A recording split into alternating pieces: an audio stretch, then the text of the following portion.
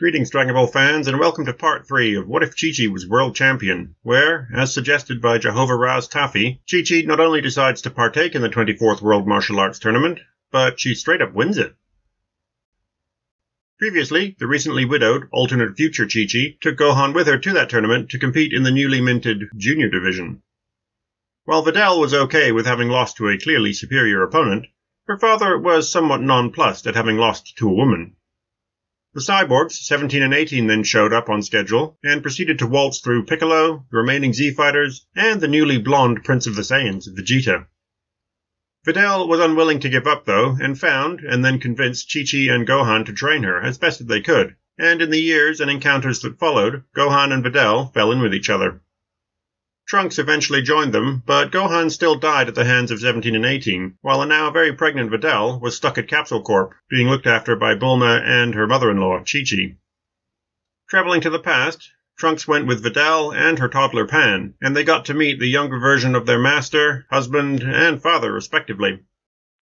Videl and the now 4-year-old Pan wrecked the Fodder Force soldiers, and Trunks broke out his own Super Saiyan to lay the smackdown on Frieza and Cold.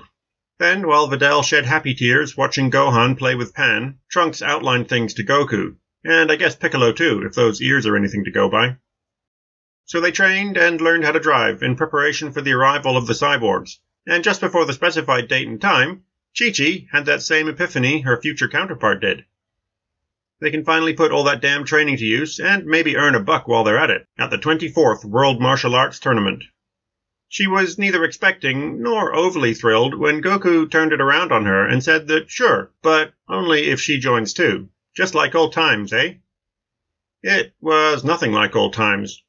His rival, Kakarot, participating in some silly publicity stunt of a competition, Vegeta decides that in public, in front of not only the other warriors of this pathetic world, but that world as a whole, he would unveil his mastery over the myth, the legend, the mighty golden-haired Super Saiyan. With all the confidence in the world, Vegeta unwraps his present and shocks everyone, except Kakarot, who just smiles and nods, bursting out into his own Super Saiyan as well. The crowd's cheering subsides as they completely lose track of things. There are booms in the sky, occasional arena tile explosions, and a whole lot of whooshing air. Only when Goku finally appears on the tiles, or, well, the tile dust that's left by his impact, do they get to see some of what's actually going on. Goku is panting hard and flexing his left arm a bit before launching back up into a blur of further whooshes and booms. The other Z-Fighters, however, are not as left in the dark. They can just about follow the action in front of and above them, and what they see is a tiny bit worrying. Goku is struggling. He's missing punches and kicks, all while taking more and more hits in return. Eventually, he falls to the arena again, now clutching at his chest, and Vegeta lands in front of him. But the massive smile on his face falters slightly as he realizes that his apparent advantage up until this point was not actually down to him being better than his opponent. This man is sick, or maybe injured from training. Either way, it's just poor form, coming here in no shape to see it through. Hey Krillin, your buddy Kakarot needs a senzu or something. He's fading fast. Oh, Krillin didn't bring any. He's been saving them for the impending fight with those cyborg things. He'd not actually expected a death battle here at the tournament. Looks like, you win, Vegeta, Goku splutters out as he falls to his knees. I can't go on. You win, okay? Vegeta just stares down at him in disgust, then goes to pick him up by what's left of his gi.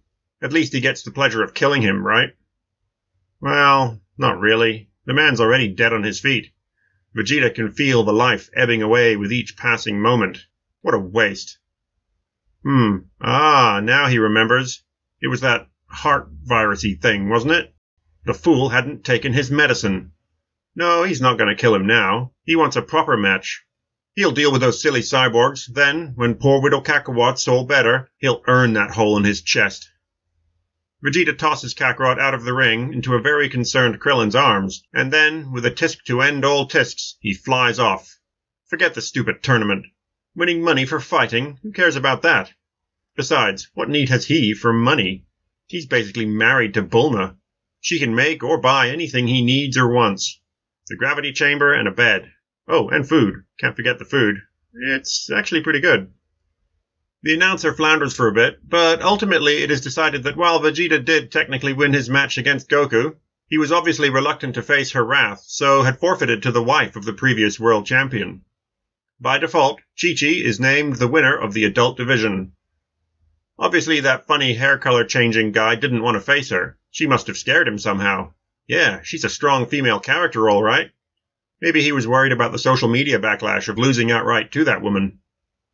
Well, whatever the reason, all hail, is it Chi-Chi or Son Chi-Chi?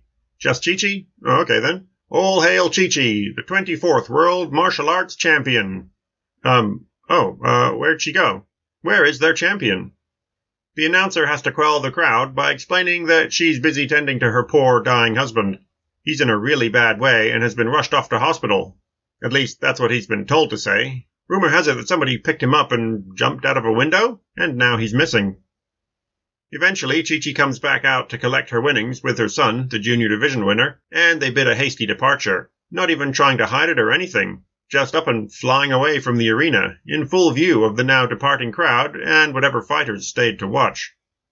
Videl, along with one or two of those fighters, do watch, mouths agape, as Gohan floats up and away from the tournament arena, with Chi-Chi wobbling slightly next to him, but still definitely flying on her own.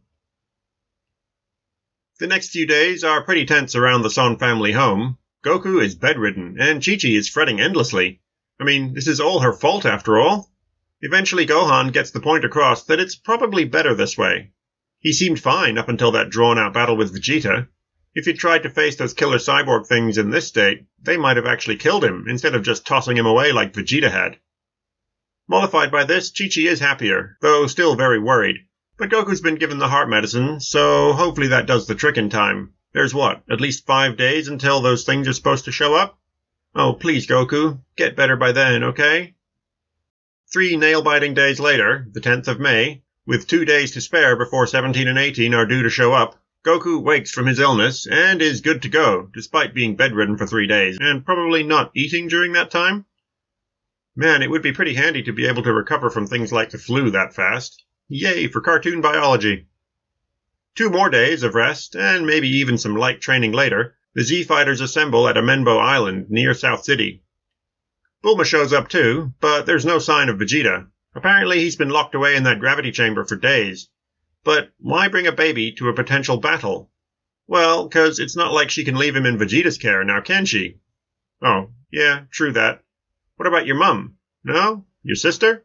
Oh wait, they don't know she has a sister. Okay, a nanny then.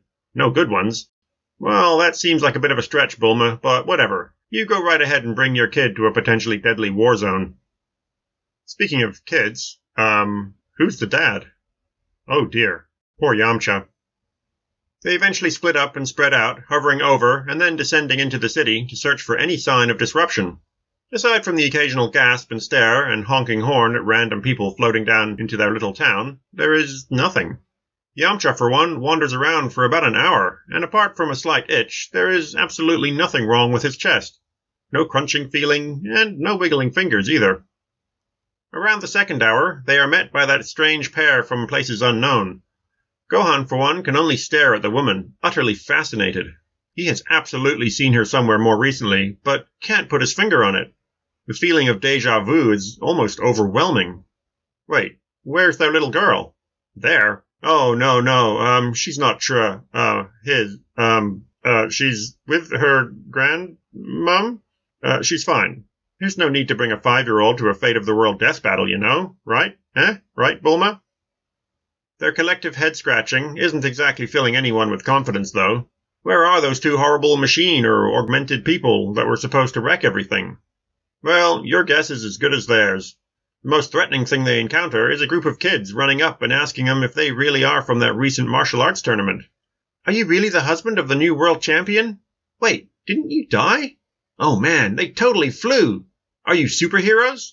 They'd seen it on TV last week, and even took a video of them flying in just now. Just like that guy, they say, pointing behind the Z-Fighters.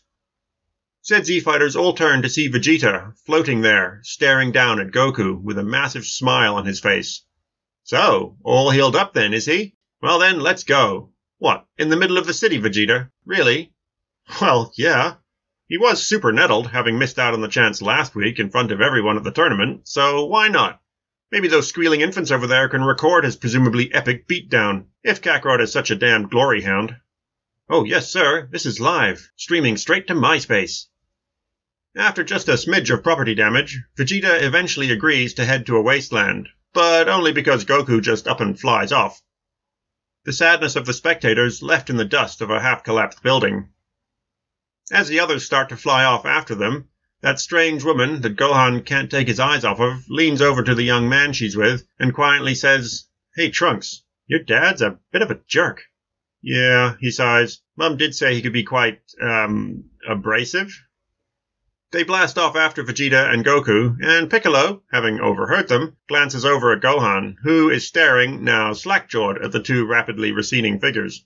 He takes the boy's shoulder and nods at him as if to confirm things. He then glances back at Bulma, who was also staring after them, then down at her own child, and wanting no part in that particular conversation, Piccolo takes off after them too. As the Z-Fighters trickle in, Goku and Vegeta are already going at it, and have been for a few minutes already. The non-Super Saiyan part of this has long since concluded, so they are busy duking it out at full tilt. And they also seem to be perfectly matched. They are each taking as many hits as they land, and the rocks and foliage around them are not faring that well. Some 30 minutes of this back-and-forth pass when the collected spectators' attention is collectively broken by a laugh. Well, this is an unexpected treat. Everyone, including Goku and Vegeta, turn to see an old man, and is that a mime watching them? Well, that was odd. Had no one sensed them approaching? The new arrivals stride forward, and the older guy tells the pudgy one to take the other one, for he wants to be the one to drain the life out of Son Goku. He had been so disappointed when he'd watched the man collapse last week on national television, then get carted away and apparently left to die of heart failure, was it? He had so wanted to see the man's life draining away with his own eyes. So when his assistant had shown him the recent footage, with Goku clearly up and about, they'd dropped everything and bolted for the door in excitement. Sweet revenge is finally his. Vegeta isn't overly pleased with this interruption, but really he's in no position to protest. Already barely able to maintain his Super Saiyan form, when the pudgy tin can wraps its hands around the prince's throat, he immediately drops out of Super Saiyan, then to the ground, just like Goku is to that old man's hands. "Ah, what delicious energy," the old man says, not fully appreciating that they had long since used up most of it before he arrived to complicate things. "With this added to our internal supplies, we will be unstoppable, 19. And to think I'd actually been a bit worried about this silly yellow version of your, what was it? Kaio King?" It is at this point that the woman breaks away from Gohan's slightly distracted gawking, and the conversation clicks. "Did he say 19? Is it them?" she says, or maybe asks this violet-haired, possibly older version of Bulma's son. They're like, androids though? Not modified humans. Jiro turns away from the withering Goku and raises an eyebrow. "And how would you know of us? 19. Who exactly is that woman?" 19's response is cut off by his hand, crackling and sparking as Trunks grabs and crushes one of his wrists, ripping it off of 19 and Vegeta. Jiro's yelp of surprise is cut off by Piccolo's laser eyes that come perilously close to hitting their mark. Wait, he'd calculated for that kind of attack, hadn't he? But the Namekian is somehow much faster than predicted. How could his projections have been so wrong? No, Goku and that Vegeta guy had fallen with barely a touch.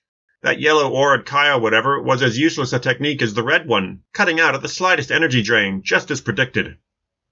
When 19's head rolls up to his feet, with what has to be a footprint from that unknown violet-haired kid, Jiro has to do some quick calculations. This is not at all going according to plan. He needs an out. Escape plan, beta. Dust cloud, activate. After the dust clears and the old man-looking robot thing has vanished from view, Krillin wanders up to Goku and hands him a bean. Man, it's a good thing he brought them, huh? He then glances over at Vegeta, still mostly laying there on the ground, trying to get up, as Bulma's jet car thing swoops in to land. She no longer has the bundle of poo and gurgles with her, and after an awkward stare at this Trunks, and at the struggling Vegeta, her eyes fall on the remains of 19. That other woman says that they need to find where that, possibly cyborg, possibly android guy went, as he may be trying to activate the ones that they knew of. But their attempts to get everyone moving face a somewhat minor roadblock. Vegeta has finally got to his feet, and despite himself and Goku's recent Senzu-imparted Zenkai, he wants nothing more than to finish his fight with Kakarot. Those machine things can obviously wait, having been batted aside by the boy and the Namekian of all things. All offense meant, Green Man. Those android things were supposed to be tough. What a joke. Oh, cut it out, Vegeta, Bulma says, now examining a small piece of 19. There's time for your silly grudge later.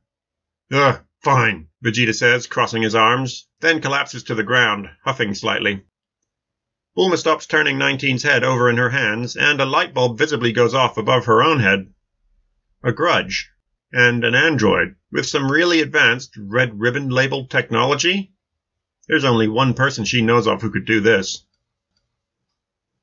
And so, as Bulma explains that this has to be Dr. Gero, a man who was as fanatical as he was a genius, and that she knows roughly where he's based, we will bring Part 3 to a close. What will await them in the hills near North City? Has Gero's delays brought any other changes? Or did seeing Goku apparently dying turn things in another direction? Would he even bother making any changes to 17 and 18? They were failed attempts after all, weren't they?